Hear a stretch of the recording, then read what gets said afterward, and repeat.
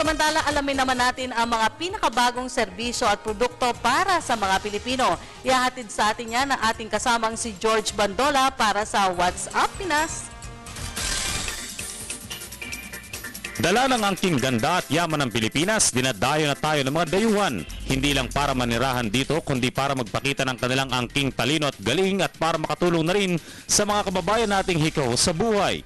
Sa Taguig City, pinangungunahan ng Juro sa at Rose Hipolito sa pamamagitan ng NGO na Action o A Child's Trust is Ours to Nurture ni Hajime Koyota ang pagbibigay ng libreng training sa mga out-of-school youth sa larangan ng hair cutting at hair styling. Sa pamamagitan daw nito, mayaangat sa kahirapan ng pamumuhay ng isang pamilya kung may nalalamang maliit ngunit marangal na trabaho ang mga kabataang hindi nakapagtapos ng pag-aaral. Interesado maging si Davao Congressman Carlo Nograles kaya nais niyang makiisa dito ang lokal na pamahalaan ng Davao. Galing ng Japan, sina Jude at Rose Hipolito, gayon na rin ang artist na si Hajime Koyota. Sa Taguig City rin, maraming beses na kita nilayasan, iniwanan at ibang pinuntahan.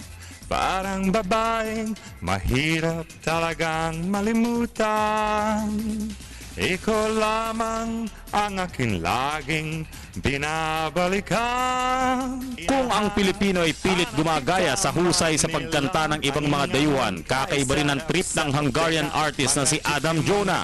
Nais ng 23 anyos na si Jonah na may pakita ang kanyang galing sa pagkanta, pagsayaw at pag-arte sa pelikula at local show business. Jonah na mahalin ng Pilipinong kultura, lengguwahe at kaugalian.